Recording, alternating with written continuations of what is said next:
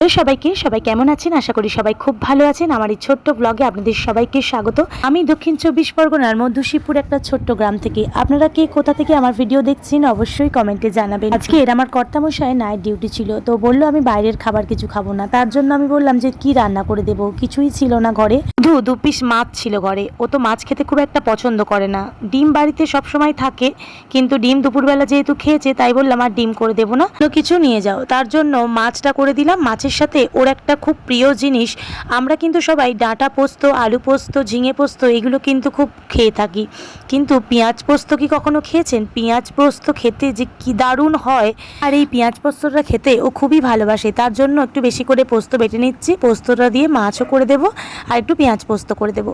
পেঁয়াজগুলোকে সরু সরু করে কেটে নিয়েছি, একদম যতটা সরু সরু পারা যায় ততটা সরু সরু করে কেটে নিয়েছি। পোস্ত বাটা আমার হয়ে গেছে। এবার পেঁয়াজ পোস্তটা কিভাবে করছি আপনারা এইভাবে করে দেখবেন, আপনাদের অসাধারণ লাগবে। মাছ, ডাল, ডিম সব কিছু, মাংস ফেলে কিন্তু পেঁয়াজ পোস্তটা খেতে হবে, এত সুন্দর হয় পেঁয়াজ পোস্তটা।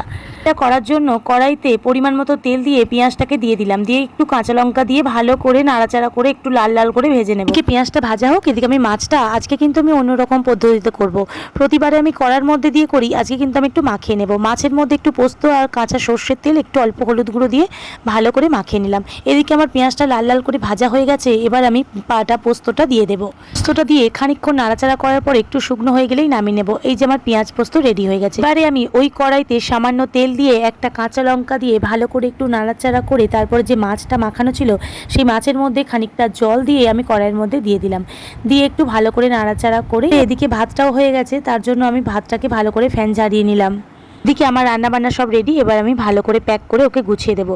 যখনই করে রাতের ডিউটি হয় তখনই করে ও বাড়ির খাবার নিয়ে যায়, কারণ বাইরের খাবারটা খুব একটা ভালো নয়। যাই হোক, আজকের আমার ভিডিওটা এই পর্যন্তই। সবাই ভালো থাকবেন, সুস্থ থাকবেন। রাধে রাধে সবাইকে।